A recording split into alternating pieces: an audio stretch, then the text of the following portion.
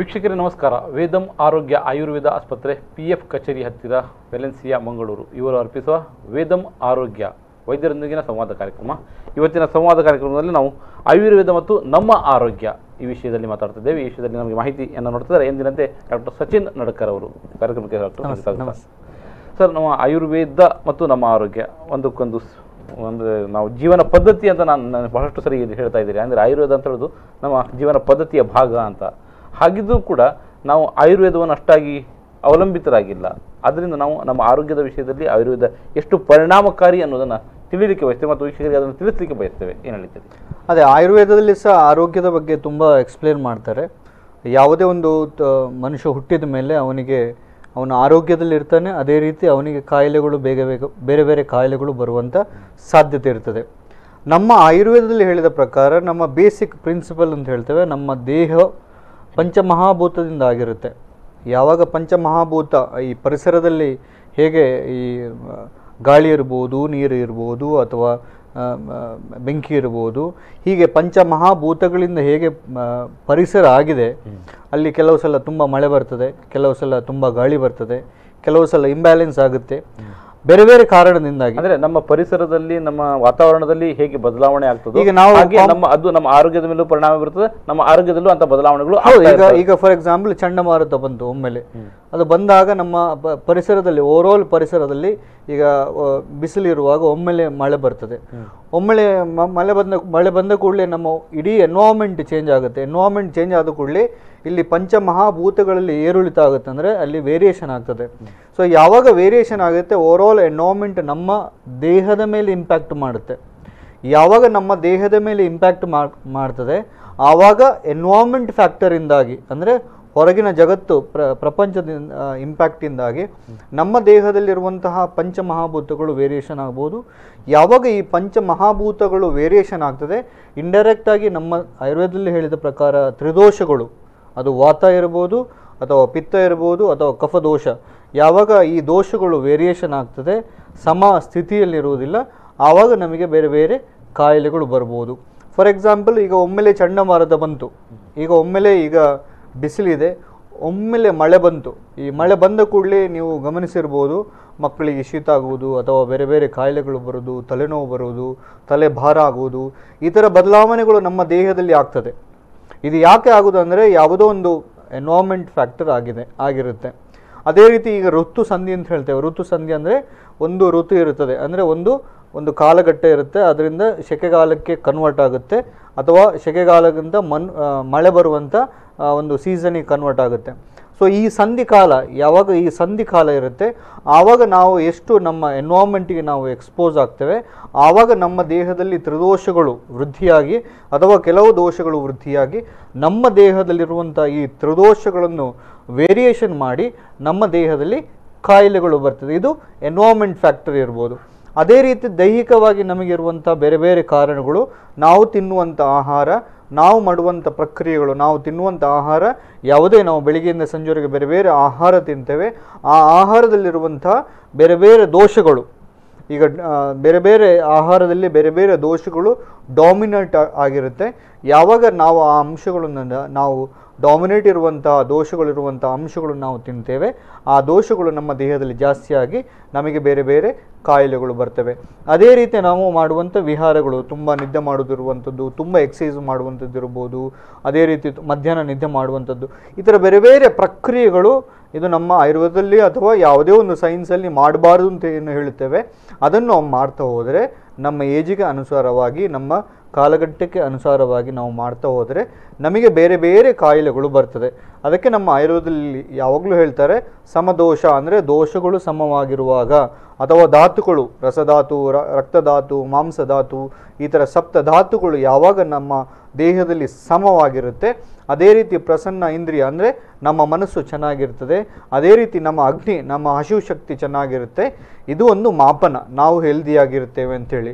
ಯಾವಾಗ ಈ ಮಾಪನಗಳು ಏರುಳಿತ ಆಗ್ತದೆ ಅಥವಾ ಇಂಬ್ಯಾಲೆನ್ಸ್ ಆಗುತ್ತೆ ನಮ್ಮ ದೈಹಿಕವಾಗಿರುವಂಥ ಕೆಲಸಗಳಿಂದಾಗಿ ಅಥವಾ ನಾವು ತಿನ್ನುವಂಥ ಆಹಾರದಿಂದಾಗಿ, ಅದೇ ರೀತಿ ನಮ್ಮ ವಾತಾವರಣದಲ್ಲಿ ಆಗುವಂಥ ಬದಲಾವಣೆಯಿಂದ ನಮ್ಮ ದೇಹದಲ್ಲಿ ಆರೋಗ್ಯದಲ್ಲಿ ಏರಿಳಿತ ಆಗ್ತದೆ. ಯಾವಾಗ ನಾವು ಇದನ್ನು ಅರ್ಥ ಮಾಡಿಕೊಂಡು ಇದನ್ನು ನಾವು ಕಲ್ತ್ಕೊಂಡು ಯಾವಾಗ ಅದನ್ನು ಬ್ಯಾಲೆನ್ಸ್ ಮಾಡ್ಕೊಂಡು ಹೋಗ್ತೇವೆ ಆವಾಗ ನಮಗೆ ಬೇರೆ ಬೇರೆ ಕಾಯಿಲೆಗಳು ಬರೋದಿಲ್ಲ. ನಿಮ್ಮ ಮನೆಯಲ್ಲೇ ನಿಮ್ಮ ಅಜ್ಜಿ ಇರ್ಬೋದು ಅಥವಾ ನಿಮ್ಮ ಏಜ್ ಆದವರು ಇರ್ಬೋದು, ಅವರ ಅನುಭವದಿಂದ ನಿರಂತರವಾಗಿ ಈ ಎನ್ವೈರನ್ಮೆಂಟ್ ಅಥವಾ ನಮ್ಮ ಪರಿಸರದಲ್ಲಿ ಆಗುವಂಥ ಬದಲಾವಣೆಗಳನ್ನು ಅವರು ಗಮನಿಸಿ ಗಮನಿಸಿ ಗಮನಿಸಿ ಅವರು ಹೇಳ್ತಾರೆ, ಈ ಕಾಲದಲ್ಲಿ ಇದು ತಿನ್ನಬೇಡ ಮಗ, ಇದು ತಿನ್ನಬೇಕು, ಈ ಕಾಲದಲ್ಲಿ ಇದು ಒಳ್ಳೆಯದು, ಇದು ಮಾಡಬಾರ್ದು, ಇದು ಹೀಗೆ ಮಾಡಬೇಕು ಅಂತ ಎಲ್ಲ ಹೇಳ್ತಾರೆ. ಇದು ಯಾಕೆ ಹೇಳೋದಂದರೆ ಆ ಟೈಮಲ್ಲಿ ಏನಾದರೂ ಅವರು ತಪ್ಪು ಮಾಡ್ತಾ ಹೋದರೆ ಅವರಿಗೆ ಬೇರೆ ಬೇರೆ ಕಾಯಿಲೆಗಳು ಬರುವಂಥ ಸಾಧ್ಯತೆಗಳಿರ್ತದೆ. ಖಂಡಿತವಾಗಿ ನಿಮ್ಮ ಪೇರೆಂಟ್ಸ್ ಇರ್ಬೋದು ಅಥವಾ ನಿಮ್ಮ ಎಲ್ಡರ್ಸ್ ಇರ್ಬೋದು, ಅವರ ಎಕ್ಸ್ಪೀರಿಯನ್ಸಿಂದ ಏನು ಹೇಳ್ತಾರೆ ಅದಕ್ಕೆ ಸ್ವಲ್ಪ ಇಂಪಾರ್ಟೆನ್ಸ್ ಕೊಡಿ. ಅದರೊಟ್ಟಿಗೆ ನಿಮ್ಮ ಹತ್ರ ಯಾರಾದರೂ ಆಯುರ್ವೇದಿಕ್ ಡಾಕ್ಟರ್ ಇದ್ದರೆ ಅವರ ಹತ್ರ ಹೋಗಿ ಡಿಸ್ಕಸ್ ಮಾಡಿ. ಖಂಡಿತವಾಗಿ ಇದೆಲ್ಲ ಫ್ಯಾಕ್ಟರನ್ನು ನೀವು ಬ್ಯಾಲೆನ್ಸ್ ಮಾಡ್ತಾ ಹೋದರೆ ಖಂಡಿತವಾಗಿ ನಮ್ಮ ಆರೋಗ್ಯವನ್ನು ಒಂದು ಬ್ಯಾಲೆನ್ಸ್ ಆಗಿ ಇಟ್ಕೊಳ್ಬೋದು. ಅದೇ ರೀತಿ ನಾಳೆ ಏನೂ ಕಾಯಿಲೆ ಬರೋದಾಗೆ ನಾವು ನೋಡ್ಕೊಳ್ಬೋದು. ನೀವು ಪದೇ ಪದೇ ಹೇಳ್ತಾ ಇದ್ರಿ ತ್ರಿದೋಷಗಳು ಅಂತ, ವಾತ ಪಿತ್ತ ಕಫ ಅಂತ. ಈ ವಾತ ಪಿತ್ತ ಕಫಗಳು ಅಂದರೆ ನಮಗೆ ಈಗ ಒಂದೊಂದೇ ನಾವು ತಗೊಳ್ತಾ ಹೋದರೆ ಈ ವಾತ ನಮಗೆ ಯಾವಾಗ ಉಲ್ಬಣ ಆಗ್ತದೆ ಅಥವಾ ಯಾಕೆ ಉಲ್ಬಣ ಆಗ್ತದೆ ಮತ್ತು ಅದನ್ನು ಸರಿ ಸ್ಥಿತಿಯಲ್ಲಿರಲಿಕ್ಕೆ ಏನು ಮಾಡಬೇಕು ಅನ್ನೋದು ಪ್ರಶ್ನೆ. ಈಗ ವಾತ ದೋಷ ಅಂತ ಹೇಳುವಾಗ ನಮ್ಮ ದೇಹದಲ್ಲಿ ಈ ಡ್ರೈನೇಜ್ ಇರ್ಬೋದು ಅಥವಾ ಬೇರೆ ಬೇರೆ ಲಕ್ಷಣಗಳು ಬರ್ತದೆ. ಮುಖ್ಯವಾಗಿ ಈ ತ್ರಿದೋಷಗಳು ವೃದ್ಧಿ ಆಗೋದು ಮುಖ್ಯವಾಗಿ ನಮ್ಮ ವರ್ಷ ಋತುವಲ್ಲಿ ಈ ತ್ರಿದೋಷಗಳು ಜಾಸ್ತಿ ಆಗೋದು, ಅದರೊಟ್ಟಿಗೆ ತುಂಬ ಡಾಮಿನೇಟ್ ಆಗಿ ವಾತ ಆಗಿರ್ತದೆ. ಅದೇ ರೀತಿ ಪಿತ್ತದೋಷ ಮುಖ್ಯವಾಗಿ ನಮ್ಮ ಶರದ್ ಋತುವಲ್ಲಿ ಅಂದರೆ ಈ ಸೆಪ್ಟೆಂಬರ್ ಅಕ್ಟೋಬರ್ ಕಾಲದಲ್ಲಿ ಈ ಪಿತ್ತದೋಷ ನಮ್ಮ ದೇಹದಲ್ಲಿ ಎನ್ವೈರನ್ಮೆಂಟ್ ಫ್ಯಾಕ್ಟರಿಂದ ನಮಗೆ ಜಾಸ್ತಿ ಆಗ್ತದೆ. ಅದೇ ರೀತಿ ಕಫದೋಷ ಮುಖ್ಯವಾಗಿ ನಮಗೆ ವಸಂತ ಋತು, ಈಗ ವಸಂತ ಋತು ಬರುತ್ತದೆ, ಆವಾಗ ನಮ್ಮ ದೇಹದಲ್ಲಿರುವಂಥ ಕಫ ಉಲ್ಬಣ ಆಗಿ ನಮಗೆ ಕಫ ರಿಲೇಟೆಡ್ ಬೇರೆ ಬೇರೆ ಕಾಯಿಲೆಗಳು ಬರುವಂಥ ಸಾಧ್ಯತೆ ಇರ್ತದೆ. ಒಂದು ಕರೆ ಇದೆ ಸ್ವೀಕರಣ. ಹಲೋ, ನಮಸ್ತೆ, ಯಾರು ಮಾತಾಡ್ತಿರೋದು? ಹಲೋ, ನಮಸ್ತೆ. ನಮಸ್ತೆ ಡಾಕ್ಟರ್. ನಮಸ್ತೆ ನಮಸ್ತೆ ನಾನು ಹೇಳಿ. ಮಂಗಳೂರಿಂದ ಮಾತಾಡೋದು. ಹೇಳಿಯಮ್ಮ. ಸರ್, ನಾವು ಕೆಲಸ ಮಾಡಿ ಸ್ವಲ್ಪ ಭಾರ ಎತ್ತಿದ್ರೆ ಹಾ, ಅದು ಕುತ್ತಿಗೆದಿಂದ ಕೈಯೆಲ್ಲ ಸ್ವೆಲ್ಲಿಂಗ್ ಬರ್ತದೆ. ಎಷ್ಟು ಸಮಯ ಆಯ್ತಮ್ಮ? ಈಗ 1 ವರ್ಷದಿಂದ. ಎಷ್ಟು ಏಜ್ ಎಷ್ಟಮ್ಮ ನಿಮ್ಮದು? 45. ನೋಡಿ ಅಮ್ಮ, ನಿಮಗೆ ಆ ಭಾಗದಲ್ಲಿ ಯಾವಾಗ ನೀವು ನಿರಂತರವಾಗಿ ಕೆಲಸ ಮಾಡಿ ಊತ ಆಗ್ತಾ ಇದೆ ಅಂದರೆ ಒಂದು ಅಲ್ಲಿ ಸವೆತ ಆಗಿ ಅಲ್ಲಿ ಊತ ಬಂದಿರ್ತದಮ್ಮ. ಊತ ಬಂದಿದೆ ಅಂದರೆ ಅಲ್ಲಿ ಇನ್ಫ್ಲಮೇಷನ್ ಇದೆ ಅಥವಾ ಸ್ವೆಲ್ಲಿಂಗ್ ಇದೆ. ಸೊ ಇದರಿಂದಾಗಿ ಅಲ್ಲಿ ಒಳಜ್ವರ ಇರ್ತದಮ್ಮ. ಯಾವಾಗ ನೀವು ಇದರ ಮೇಲೆ ನೀವು ನಿರಂತರವಾಗಿ ನೀವು ಕೆಲಸ ಮಾಡ್ತಾ ಹೋಗ್ತೀರಿ, ಅಲ್ಲಿ ಒಳಜ್ವರ ಏನು ಬಂದಿರ್ತದೆ ಆ ಜ್ವರ ಜಾಸ್ತಿಯಾಗಿ ನಿಮಗೆ ನೋವು ಬರುವಂಥ ಸಾಧ್ಯತೆ ಇರ್ತದೆ. ಸೊ ಯಾವತ್ತೂ ಅಷ್ಟೇ ಊತದ ಮೇಲೆ ನೀವು ಪುನಃ ನಿರಂತರವಾಗಿ ನೀವು ತಪ್ಪು ಮಾಡ್ತಾ ಹೋದರೆ ಅಥವಾ ಕೆಲಸ ಮಾಡ್ತಾ ಹೋದರೆ ಆ ನೋವುಗಳು ಜಾಸ್ತಿ ಆಗುವಂಥ ಸಾಧ್ಯತೆ ಇರ್ತದೆ. ಸೊ ಖಂಡಿತವಾಗಿ ನೀವು ಒಂದು ಕೆಲಸ ಮಾಡುವನ್ನು ಖಂಡಿತವಾಗಿ ಒಂದು ಲಿಮಿಟೇಷನಲ್ಲಿ ಇಟ್ಕೊಳ್ಬೇಕು.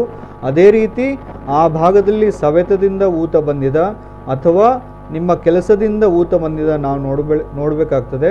ಸವೆತ ಮತ್ತು ನಿಮ್ಮ ಕೆಲಸದಿಂದ ಊತ ಬಂದಿದ್ದರೆ ನಿಮ್ಮ ಬೋನುಗಳನ್ನು ಗಟ್ಟಿ ಮಾಡುವಂತಹ ಚಿಕಿತ್ಸೆ ಮಾಡಬೇಕಾಗ್ತದೆ.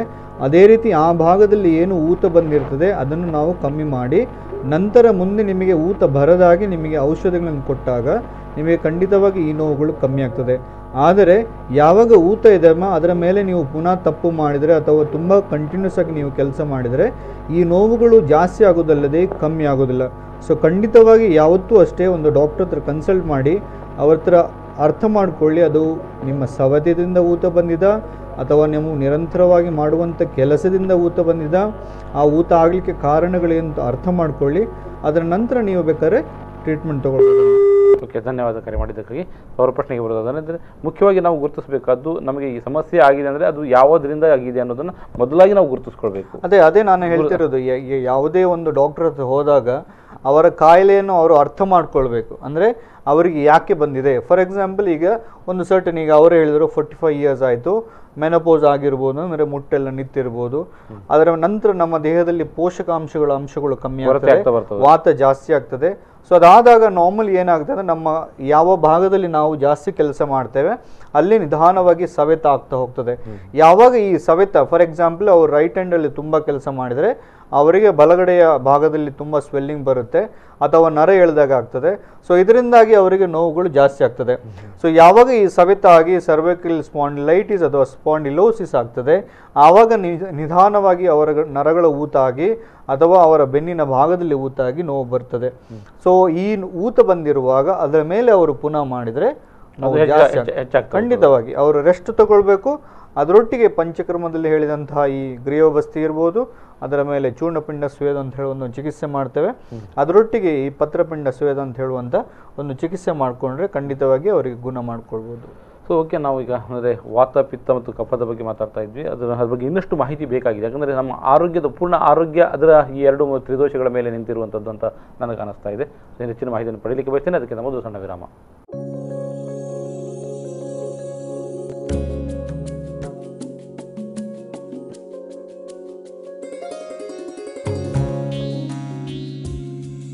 ವೀಕ್ಷಕರೇ, ವೇದಂ ಆರೋಗ್ಯ ಆಯುರ್ವೇದ ಆಸ್ಪತ್ರೆ ವೆಲೆನ್ಸಿಯಾ PF ಕಚೇರಿ ಹತ್ತಿರ ವೆಲೆನ್ಸ್ ಇವರು ಅರ್ಪಿಸುವ ವೇದಂ ಆರೋಗ್ಯ ವೈದ್ಯರೊಂದಿಗಿನ ಸಂವಾದ ಕಾರ್ಯಕ್ರಮ. ಇವತ್ತಿನ ಸಂವಾದ ಕಾರ್ಯಕ್ರಮದಲ್ಲಿ ನಾವು ಆಯುರ್ವೇದ ಮತ್ತು ನಮ್ಮ ಆರೋಗ್ಯ ಈ ವಿಷಯದಲ್ಲಿ ಮಾತಾಡ್ತಿದ್ವಿ. ನಾವು ಅಂದರೆ ಆಯುರ್ವೇದ ನಮ್ಮ ಆರೋಗ್ಯದ ವಿಷಯ ಬಂದಾಗ ಸಹಜವಾಗಿ ನಮ್ಮ ಆಯುರ್ವೇದದ ಎಲ್ಲ ತಜ್ಞರು ಹೇಳೋದು ವಾತ ಪಿತ್ತ ಕಫ.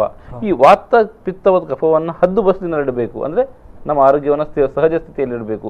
ಏನು ಮಾಡಬೇಕು ಅನ್ನೋದು ಅದೇ ಈಗ ನಮ್ಮ ಪಂಚಕರ್ಮದಲ್ಲಿ ಹೇಳಿದಂಥ ಈ ಬೇರೆ ಬೇರೆ ಪಂಚಕರ್ಮಗಳು, ಬೇರೆ ಬೇರೆ ಚಿಕಿತ್ಸೆಗಳಿದೆ. ಆ ಚಿಕಿತ್ಸೆಗಳನ್ನು ನಾವು ಸೀಸನ್ ವೈಸಲ್ಲಿ ಮಾಡಬೇಕು. ಈಗ ವಸಂತ ಋತು ಇದೆ, ಈ ಕಾಲದಲ್ಲಿ ವಮನ ಚಿಕಿತ್ಸೆ ಅಂತ ಮಾಡುವಂಥದ್ದು ಒಂದು ಚಿಕಿತ್ಸೆ. ಸೊ ಈ ಕಾಲದಲ್ಲಿ ಆಯುರ್ವೇದದಲ್ಲಿ ಹೇಳಿದ ಪ್ರಕಾರ ನಮ್ಮ ದೇಹದಲ್ಲಿ ತ್ರಿದೋಷಗಳಲ್ಲಿ ಹೇಳಿದಂತಹ ಕಫದೋಷ ವೃದ್ಧಿಯಾಗಿರುತ್ತೆ. ಯಾವಾಗ ಕಫದೋಷ ವೃದ್ಧಿಯಾಗಿರುತ್ತೆ ಅದರೊಟ್ಟಿಗೆ ಕಫ ವೃದ್ಧಿ ಮಾಡುವಂಥ ಆಹಾರ, ಈ ಪಿಚ್ಚಲ ಗುಣ ಹಾಗೆ ಬೇರೆ ಬೇರೆ ಸ್ನಿಗ್ಧ ಗುಣ ಇರುವಂಥ ಆಹಾರಗಳು, ಅಂದರೆ ಈ ತುಂಬ ಫ್ಯಾಟ್ ಇರುವಂಥದ್ದು ಅಥವಾ ಎಣ್ಣೆ ಇರುವಂಥ ಆಹಾರಗಳೆಲ್ಲ ಜಾಸ್ತಿ ತಿಂದಾಗ ನಮ್ಮ ದೇಹದಲ್ಲಿ ಒಂದ್ಸಗೇನೆ ಈ ಕಫ ವೃದ್ಧಿಯಾಗಿ ಅದರಿಂದಾಗಿ ಕಾಯಿಲೆಗಳು ಬರ್ಬೋದು, ಬೇರೆ ಬೇರೆ ಕಾಯಿಲೆಗಳು ಬರ್ಬೋದು. ಅದೇ ರೀತಿ ಪಿತ್ತ ಕಾಲದಲ್ಲಿ ವಿರೇಚನ ಚಿಕಿತ್ಸೆಯನ್ನು ಮಾಡ್ತೇವೆ. ಅಂದರೆ ಬೇದಿ ಮಾಡೋ ಮೂಲಕ ನಮ್ಮ ದೇಹದಲ್ಲಿರುವಂಥ ಈ ಕಶ್ಮಲಗಳನ್ನು ತೆಗಿತೇವೆ. ಇದಕ್ಕೆ ನಾವು ವಿರೇಚನ, ಅದು ಶರದ್ ಋತುವಲ್ಲಿ ಹೇಳ್ತೇವೆ. ಅದೇ ರೀತಿ ವರ್ಷ ಋತುವಲ್ಲಿ ಈ ನಸ್ಯ ಚಿಕಿತ್ಸೆ ಅಂತ ಹೇಳ್ತೇವೆ ಅಥವಾ ಬಸ್ತಿ ಚಿಕಿತ್ಸೆ ಇದು ಮಾಡ್ತಾ ಹೋದರೆ ಖಂಡಿತವಾಗಿ ನಮ್ಮ ಓವರಾಲ್ ಈ ಸೀಸನಲ್ಲಿರುವಂಥ ವೃದ್ಧಿಯಾಗುವಂಥ ದೋಷವನ್ನು ನಾವು ಕಂಪ್ಲೀಟಾಗಿ ಕಂಟ್ರೋಲ್ ಇಟ್ಕೊಳ್ಬೋದು. ಸೊ ಯಾವಾಗ ಇದನ್ನು ನಾವು ಮೇಂಟೈನ್ ಮಾಡ್ತಾ ಹೋಗ್ತೇವೆ ನಾವು ಖಂಡಿತವಾಗಿ ನಾವು ಮ್ಯಾನೇಜ್ ಮಾಡ್ಬೋದು. ಅದರೊಟ್ಟಿಗೆ ನಮಗೆ ಒಂದು ದೇಹ ಪ್ರಕೃತಿ ಅಂತ ಇರುತ್ತೆ ಒಬ್ಬ ಮನುಷ್ಯ. ಓಕೆ ಸರ್, ನಾವು ಒಂದು ಕರೆ ಸ್ವೀಕರಿಸೋಣ. ಹಲೋ, ನಮಸ್ತೆ ಸರ್, ಯಾರು ಮಾತಾಡ್ತಾ ಇರೋದು? ಹಲೋ, ನಾನು ವಿಶ್ವನಾಥ್ ಮಾತಾಡ್ತಾ ಇದ್ದೀನಿ, ಹೇಳಿ. ಮಂಗಳೂರಿಂದ. ಇದು ನಾವೀಗ ಕಾರ್, ನಾನು ಮ್ಯಾಕ್ಸಿಮಮ್ ಕಾರ್ ಡ್ರೈವಿಂಗ್ ಮಾಡ್ತಾ ಇರ್ತೀನಿ. ಹೇಳಿ ಹೇಳಿ ಹೇಳಿ. ನನ್ಗೆ ಈಗ ಕಾರ್ ಡ್ರೈವಿಂಗ್ ಅಲ್ಲಿ ಈ ಅಂಕುಡೊಂಕು ಜಾಗದಲ್ಲೆಲ್ಲ ನಾವು ಹೋಗ್ತೀವಲ್ಲ, ಅಂದ್ರೆ ಮೂಡಬಿದ್ರೆ ರೋಡ್ ಅಲ್ಲೆಲ್ಲ ಹೋಗುವಾಗ ವಾಪಸ್ ಬಂದ್ರೆ ಮನೆಯಲ್ಲಿ ಮತ್ತೆ ನನ್ಗೆ ಏನು ಕೊಡುದಿಲ್ಲ, ಅಂದ್ರೆ ಮೈ ಕೈ ಫುಲ್ಲು ನೋವು ಮತ್ತೆ ಆ ಬೆನ್ನು ಫುಲ್ಲು ಉರಿ. ಎಷ್ಟು ವರ್ಷ ಆಯ್ತು ನಿಮಗೆ? ಇದು ನನ್ಗೆ ಈಗ ಸಾಧಾರಣ 48 ಆಯ್ತು. ಡಯಾಬಿಟಿಸ್ ಏನಾದ್ರೂ ಇದೆಯಾ? ಡಯಾಬಿಟಿಸ್ ಇಲ್ಲ. ಏನಿಲ್ಲ? ಇಲ್ಲ ಇಲ್ಲ. ಬೆನ್ನು ನೋವು ತುಂಬಾ ಬರ್ತದೆ ನಿಮಗೆ? ಹೌದು, ಬೆನ್ನು ನೋವು ತುಂಬಾ ಬರ್ತದೆ. ತುಂಬಾ ದಪ್ಪ ಇದ್ದೀರಾ? ನಾನೊಂದು ದಪ್ಪ ಅಂತ ಇಲ್ಲ, ನಾರ್ಮಲ್ ಇದ್ದೇನೆ. ತುಂಬಾ ಎಕ್ಸರ್ಸೈಸ್ ಅಲ್ಲ, ತುಂಬಾ ಲೇಜಿ ಆಗಿರ್ತಾರ? ಎಕ್ಸರ್ಸೈಸ್ ಮಾಡೋ ಹ್ಯಾಬಿಟ್ ಏನಾದ್ರೂ ಇದೆಯಾ? ಎಕ್ಸರ್ಸೈಸ್ ಎಲ್ಲ ಮಾಡ್ತೇನೆ, ಅಂದ್ರೆ ರೆಗ್ಯುಲರ್ ಆಗಿಲ್ಲ. ಓಕೆ, ಒಂದು ವಾರಕ್ಕೊಂದು 4 ದಿನ 3 ದಿನ ಹಾಗೆಲ್ಲ ಬರ್ತದೆ. Okay okay. So basically like ನೀವು ಕೂತ್ಕೊಳ್ಳುವಾಗ ಮಾತ್ರ ನೋವು ಆಗ್ತದಾ, ಅಲ್ಲ ನಡೆಯುವಾಗ ನಿಮಗೆ ಕಾಲಿಗೆ ಎಳೆಯುವುದು ಆ ಥರ ಎಳ್ದಾಗ ಆಗ್ತದಾ? ಅಲ್ಲ, ಮೈಕೈ ಎಲ್ಲ ನೋವಾಗೋದು ಮತ್ತೆ ಬೆನ್ನು ನೋವಾಗೋದು. ಮೇನ್ ಆಗಿ ಬೆನ್ನು ನೋವು ಆಗೋದು. ಬೆನ್ನು ನೋವು ಸಹ ಮೇಕೈ ನೋವು ಸಹ, ಅಂದ್ರೆ ಈ ಸ್ಪೆಷಲಿ ಈ ಮೂಡಬಿದ್ರೆ ಇಂತ ಎಲ್ಲ ಕರು ರೋಡ್ ಅಲ್ಲಿ ಹೋಗಿ ವಾಪಸ್ ಬಂದ್ರೆ. Okay okay okay. Anyway, diabetes ಏನಾದರೂ ಟೆಸ್ಟ್ ಮಾಡಿದಾರಾ? ಚೆಕ್ ಮಾಡಿದ್ದೇನೆ. ಏನಿರ್ಲಿಲ್ಲಲ್ಲ? ಇಲ್ಲ. ಓಕೆ, ಅದೇ ಅವ್ರ ಪ್ರಶ್ನೆಗೆ ಉತ್ತರ. ಅದೇ ಬೇಸಿಕಲಿ ನೋಡಿ, ಅವರಿಗೀಗ ಅಷ್ಟು ಅವರು ಹೇಳೋ ಪ್ರಕಾರ ಮೇನ್ ಆಗಿ ಅದು ಸ್ಟ್ರೈನ್ ಇಂದ ಬರುವಂತ ತೊಂದರೆ. ಬಿಕಾಸ್ ಕೆಲಸದ ಒತ್ತಡ ಇರ್ಬೋದು. ಅಂದ್ರೆ ಅವರು ಕಂಟಿನ್ಯೂಸ್ ಆಗಿ ಕೂತಾಗ ಅವರ ದೇಹದ ಬೆನ್ನಿನ ಭಾಗಕ್ಕೆ ಭಾರ ಬಿದ್ದು ಅಲ್ಲಿ ಸ್ಟಿಫ್ನೆಸ್ ಪೇನ್ ಅಂತ ಹೇಳ್ತೇವೆ ಅಥವಾ ಟೈರ್ಡ್ನೆಸ್ ಪೇನ್ ಅಂತ ಹೇಳ್ಬೋದು. ಸೊ ಇದು ಖಂಡಿತ ಆದಾಗ ಅವರ ದೇಹವನ್ನು ಸ್ವಲ್ಪ ಆಕ್ಟಿವ್ ಆಗಿ ಇಟ್ಕೊಳ್ಬೇಕು. ಅವರು ನಿರಂತರವಾಗಿ ಕುತ್ಕೊಂಡು ಕೆಲಸ ಮಾಡೋದು ಅಥವಾ ಲೇಸಿಯಾಗಿರೋದು ಈ ಥರ ಇದ್ದರೆ ಒಮ್ಮೆಲೆ ನೀವು ಡ್ರೈವಿಂಗ್ ಮಾಡಿದಾಗ ಅಥವಾ ಸುಸ್ತಾಗುವಂಥ ಪಾಸಿಬಿಲಿಟಿ ಇರ್ತದೆ. ಅದರೊಟ್ಟಿಗೆ ಅವರಿಗೆ ಟೆಸ್ಟ್ ಮಾಡಿ ನೋಡಿದಾಗ ಅವರಿಗೆ ಬೆನ್ನಿನ ಮೂಳೆಯಲ್ಲಿ ಏನಾದರೂ ಸಾಂದ್ರತೆ ಕಮ್ಮಿ ಇದೆಯಾ ಅಥವಾ ಬೋನಲ್ಲಿ ಏನಾದರೂ ವೀಕ್ನೆಸ್ ಇದೆಯಾ ಅಥವಾ ದೇಹದಲ್ಲಿ ಪೋಷಕಾಂಶಗಳು ಕಮ್ಮಿ ಇದೆಯಾ, ಸೊ ಇದೆಲ್ಲ ನಾವು ನೋಡಬೇಕಾಗ್ತದೆ. ಅದರೊಟ್ಟಿಗೆ ಈ ಡಿಹೈಡ್ರೇಷನ್ ಅಂತ ಹೇಳ್ತೇವೆ, ಅಂದರೆ ನೀರು ಕುಡಿಯುವಂಥ ಹ್ಯಾಬಿಟ್ ತುಂಬ ಕಮ್ಮಿ ಇರ್ತದೆ ಕೆಲವರಿಗೆ, ಅಂಥವರಿಗೆ ಸಹ ಬಾಡಿ ಪೇಯ್ನ್ ಬರುವಂಥ ಸಾಧ್ಯತೆ ಇರ್ತದೆ. ಸೊ ಖಂಡಿತವಾಗಿ ಅವರು ಕನ್ಸಲ್ಟ್ ಮಾಡಿದರೆ ಅವರಿಗೆ ಎಕ್ಸಾಕ್ಟ್ ಕಾರಣ ಏನು ಅಂತ ತಿಳ್ಕೊಂಡು ನಾವು ಅವರಿಗೆ ಅಡ್ವೈಸ್ ಕೊಡ್ಬೋದು. ಬಟ್ ಬೇಸಿಕ್ ಆಗಿ ಲೈಕ್ ತುಂಬ ಸಾಮಾನ್ಯವಾಗಿ ನಾವು ಅವ್ರು ಹೇಳ್ಬೇಕಂದ್ರೆ ಅವರು ಕಾರ್ ಚಾಲನೆ ಏನು ಮಾಡ್ತೀನಿ ಅಂತ ಹೇಳ್ತಾ ಇದ್ರು. ಸೊ ಅಂತಹ ವ್ಯಕ್ತಿಗಳಿಗೆ ಸಾಮಾನ್ಯವಾಗಿ ಹೇಳುವುದಾದ್ರೆ ಏನು ಸಲಹೆ ಕೊಡ್ತೀರಿ ಅಂತ? ಅದೇ ಬೇಸಿಕಲಿ ಅವರು ಡಿಹೈಡ್ರೇಷನ್ ಆಗಬಾರ್ದು, ಚೆನ್ನಾಗಿ ನೀರು ತಗೊಳ್ತಾ ಇರಬೇಕು. ಅದರೊಟ್ಟಿಗೆ ಅವರಿಗೆ ತುಂಬ ಬೆನ್ನು ನೋವು ಆ ಥರ ತುಂಬ ಕಂಟಿನ್ಯೂಸ್ ಕೂತ್ಕೊಂಡು ಬೆನ್ನು ನೋವು ಬರೋದಿದ್ರೆ ಅವರು ಮಿಡ್ಲಲ್ಲಿ ಇಳಿದು ಸ್ವಲ್ಪ ಬ್ಯಾಕ್ವರ್ಡ್ ಬೆಂಡಿಂಗ್ ಎಕ್ಸಸೈಸ್ ಮಾಡಿ ನಂತರ ಮುಂದೆ ಅವರು ಕಂಟಿನ್ಯೂ ಮಾಡೋದು ಒಳ್ಳೆಯದು. ಸೊ ಕಂಟಿನ್ಯೂಸ್ ಆಗಿ ಕೂತಾಗ ಅವರ ಬೆನ್ನಿನಲ್ಲಿ ಭಾರ ಬಿದ್ದು ಬೆನ್ನು ನೋವು ಬರುವಂಥ ಒತ್ತಡದ ಕಾರಣದಿಂದಾಗಿ ಅವರಿಗೆ ಕಾರ್ ನಿಲ್ಲಿಸಿ ನಮ್ಮ ವಿಶ್ರಾಂತಿ ತೆಗೆದುಕೊಳ್ಬೇಕಾದ ಅಲ್ಲ, ಆ ಬದಲಾವಣೆಗಳು ನಾವು ಮಾಡಲೇಬೇಕಾಗ್ತದೆ. ಏಕೆಂದರೆ ನಮ್ಮ ದೇಹ ಏನಾದರೂ ಲಕ್ಷಣ ತೋರಿಸುವಾಗ ನಾವು ಅದಕ್ಕೆ ಏನಾದರೂ ರಿಯಾಕ್ಟ್ ಮಾಡಲೇಬೇಕು. ಯಾವಾಗ ನಮ್ಮ ದೇಹ ಲಕ್ಷಣ ತೋರಿಸ್ತಾ ಇದೆ ಅದನ್ನು ನಾವು ಯಾವಾಗ ಇಗ್ನೋರ್ ಮಾಡ್ತೇವೆ, ಆ ಇಗ್ನೋರ್ ಮಾಡಿದಾಗ ಅವರಿಗೆ ಕಾಯಿಲೆ ಆಗ್ಬೋದು. ಈಗ ಲಕ್ಷಣ ಅಂತ ಹೇಳ್ಬೋದು, ಅಥವಾ ಸ್ಟಿಫ್ನೆಸ್ ಏನು ಹೇಳ್ತಾರೆ ಅದು ಸ್ಟಿಫ್ನೆಸ್ ಅಂತ ಹೇಳ್ಬೋದು, ಅಥವಾ ಸುಸ್ತಾಗುವಂಥದ್ದು ಹೇಳ್ಬೋದು. ಇನ್ನೊಂದು ಕರೆ. ಹಲೋ, ನಮಸ್ತೆ, ಯಾರು ಮಾತಾಡ್ತಾ ಇರೋದು? ಹಲೋ, ಲತಾ ಅಂತ ಮ್ಯಾಂಗ್ಳೂರಿಂದ. ಹೇಳಿ ಅಮ್ಮ, ಹೇಳಿ.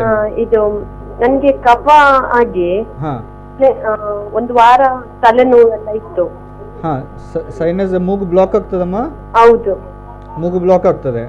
ಮತ್ತೆ ವಿಸಿಲ್ ಬರುತ್ತೆ ಮೂಗಲ್ಲಿ. ನಂಗೆ ಏನ್ ಬರ್ತದಮ್ಮ? Whistle type. ಅಂದ್ರೆ ನಿಮ್ಮ ಮೂಗಿನ ಒಳಭಾಗದಲ್ಲಿ ಬ್ಲಾಕ್ ಇರ್ತದಮ್ಮ.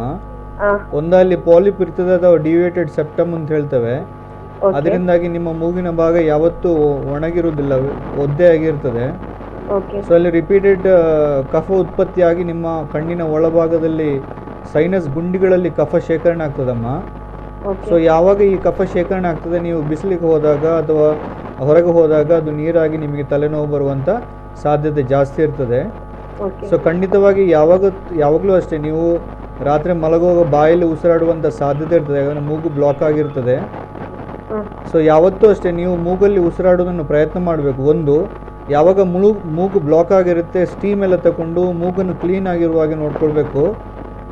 ಧೂಳಿಗೆ ಆದಷ್ಟು ಎಕ್ಸ್ಪೋಸ್ ಆಗೋದನ್ನು ಅವಾಯ್ಡ್ ಮಾಡಿ. ರಾತ್ರಿ ಅದು ಎಲರ್ಜಿಯಿಂದಲ್ಲಮ್ಮ, ನಿಮ್ಮ ಮೂಗಿನಲ್ಲಿ ಪಾಲಿಪ್ ಅಥವಾ ಡಿವೇಟೆಡ್ ಸೆಪ್ಟಮ್ ಇರ್ತದಮ್ಮ. ಅದರಿಂದಾಗಿ ರಿಪೀಟೆಡ್ ಇನ್ಫೆಕ್ಷನ್ ಆಗಿ ನಿಮಗೆ ಕಫ ಉತ್ಪತ್ತಿಯಾಗಿ ಮೂಗಿನ ಒಳಗಡೆ ಕಫ ಡೆಪಾಸಿಟ್ ಆಗೋದು. ನೀವು ಒಮ್ಮೆ ಬಂದ್ರೆ ಅದು ಏನಿದೆ ಅಂತ ನಾವು ನೋಡ್ಕೊಂಡು ಅದಕ್ಕೆ ಚಿಕಿತ್ಸೆ ಕೊಡ್ಬೋದಮ್ಮ. ಬಟ್ ಈಗ ಮನೆಯಲ್ಲಿ ಆದಷ್ಟು ಧೂಳೆಲ್ಲ ಅವಾಯ್ಡ್ ಮಾಡಿ. ಆ ಕಫ ಏನು ನಿಮ್ಮ ಸೈನಸ್ ಗುಂಡಿಗಳಲ್ಲಿ ಇರ್ತದೆ ಅದನ್ನು ನೀವು ಮನೆಯಲ್ಲಿ ಸ್ಟೀಮ್ ತಗೊಂಡು ಹೊರಗೆ ಹಾಕ್ಲಿಕ್ಕೆ ಪ್ರಯತ್ನ ಮಾಡಿ. ಅದರ ಮೇಲೆ ನೋವಿನ ಮಾತ್ರೆ ತಿಂದರೆ ಅಲ್ಲೇ ಕಫ ಗಟ್ಟಿಯಾಗಿ ಪುನಃ ಆಗುವಂಥ ಪಾಸಿಬಿಲಿಟಿ ಇರ್ತದೆ. ಸೊ ಕಫ ಒಳಗೆ ಇರದಾಗೆ ನೋಡ್ಕೊಳ್ಳಿ, ಆದಷ್ಟು ಹೊರಗೆ ಹಾಕಿದ್ರೆ ಒಳ್ಳೇದಮ್ಮ. ಓಕೆ ಓಕೆ ಓಕೆ ಅಮ್ಮ, ಓಕೆ, ಟೇಕ್ ಕೇರ್.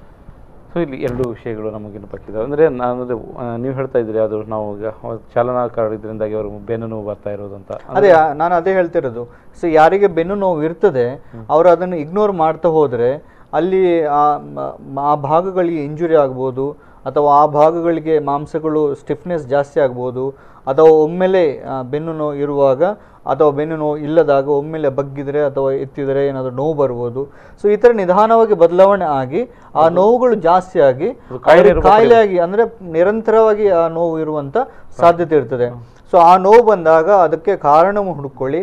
ಅವರು ಓವರಾಲ್ ಬಾಡಿ ಸುಸ್ತು ಅಂತ ಹೇಳಿದರು. ಓವರಾಲ್ ಬಾಡಿ ಸುಸ್ತಾಗೋದು ಅಥವಾ ಮೈಕೆ ನೋವು ಬರೋದಂದರೆ ನಾವು ನೋಡಬೇಕಾಗ್ತದೆ ಕಾರಣ ಏನು ಅಂಥೇಳಿ. ಅಲ್ಲಿ ಬೇರೆ ಬೇರೆ ಕಾರಣಗಳಿದೆ. ಅದು ಜಾಯಿಂಟ್ ಪೇನ್ ಅಲ್ಲ, ಮಾಂಸದ ನೋವ, ಅಥವಾ ನರಗಳ ವೀಕ್ನೆಸ್, ಅಥವಾ ಬಾಡಿಯಲ್ಲಿ ಪೋಷಕಾಂಶಗಳು ಕಮ್ಮಿ ಆಗಿದೆಯಾ, ಅಥವಾ ಅವರು ಮಾಡುವಂಥ ನಿರಂತರವಾದ ಕೆಲಸದಿಂದ ತುಂಬ ಸ್ಟ್ರೈನ್ ಆಗ್ತಾ ಇದೆಯಾ. That overall we have to assess, like ಅವರನ್ನು ಅಸೆಸ್ ಮಾಡಿ ನಾವು ಅವರಿಗೆ ಅಡ್ವೈಸ್ ಕೊಡ್ಬೋದು. ಬಟ್ ಬೇಸಿಕಲಿ ಆ ಥರ ನಿರಂತರ ಆಗ್ತಾ ಇದ್ದರೆ ಕಂಟಿನ್ಯೂಸ್ ಆಗಿ ಜರ್ನಿ ಮಾಡೋದು ಬೇಡ. ಆದಷ್ಟು ಸ್ವಲ್ಪ ಬೆಳಿಗ್ಗೆಲ್ಲ ಎಕ್ಸಸೈಸ್ ಮಾಡಿ ಬಾಡಿಯನ್ನು ಫ್ಲೆಕ್ಸಿಬಿಲಿಟಿ ಮಾಡ್ತಾ ಇದ್ದರೆ ಆವಾಗ ನಾವು ತುಂಬ ಕಂಟಿನ್ಯೂಸ್ ಕೂತ್ರೂ ಸಹ ನಮಗೆ ಬೆನ್ನು ನೋವು ಬರೋದಿಲ್ಲ. ಬಟ್ ಯಾವಾಗ ನಾವು ಎಕ್ಸಸೈಸ್ ಮಾಡೋದಿಲ್ಲ ಅಥವಾ ತುಂಬ ಫ್ಲೆಕ್ಸಿಬಿಲಿಟಿ ಇರುವುದಿಲ್ಲ, ನಾವು ಕಂಟಿನ್ಯೂಸ್ ಕೂತಾಗ ನಮ್ಮ ಬೆನ್ನಿನ ಭಾಗದಲ್ಲಿ ಮೂಳೆಗಳಿಗೆ ಅಥವಾ ಮಾಂಸಖಂಡಗಳಿಗೆ ಭಾರ ಬಿದ್ದು ಅಲ್ಲಿ ನಿಧಾನವಾಗಿ ನೋವು ಬರುವಂಥದ್ದು ನಾವು ಕಾಮನ್. ಪ್ರಯಾಣದ ಮಧ್ಯದಲ್ಲಿ ಸ್ವಲ್ಪ ವಿರಾಮ ತೆಗೆದುಕೊಳ್ಳುವ ಮತ್ತು ಅಲ್ಲಿಯೂ ಸಣ್ಣದಾದ ಎಕ್ಸರ್ಸೈಸ್ ಮಾಡುವ ಅವಶ್ಯಕತೆ ಕೂಡ ಖಂಡಿತ. Okay sir. ಸೊ ನಾವು ಇನ್ನಷ್ಟು ವಿಷಯಗಳ ಬಗ್ಗೆ ಮಾತಾಡಬೇಕಿತ್ತು ಸರ್, ಅದು ಸಮಯ ಅದಕ್ಕೆ ಅವಕಾಶ ಕೊಡ್ತಾ ಇಲ್ಲ. ಇವತ್ತಿನ ಕಾರ್ಯಕ್ರಮದಲ್ಲಿ ಭಾಗವಹಿಸಿ ಸಾಕಷ್ಟು ಮಾಹಿತಿಯನ್ನು ನೀಡಿದ ಡಾಕ್ಟರ್ ಸಚಿನ್ ನಡ್ಕರ್ ಅವರಿಗೆ ನಿಮಗೆ ಧನ್ಯವಾದ ಅರ್ಪಿಸ್ತಾ ಇದ್ದೇನೆ. ಸೊ ಇಲ್ಲಿಗೆ ವೇದಂ ಆರೋಗ್ಯ ಸಂವಾದ ಕಾರ್ಯಕ್ರಮ ಮುಕ್ತಾಯವಾಗುತ್ತದೆ. ನಿರಂತರ ಸುದ್ದಿ ಮಾಹಿತಿ ಹಾಗೂ ಮನೋರಂಜನೆಗಾಗಿ ನೋಡ್ತಾ ಇರಿ V4 ನ್ಯೂಸ್.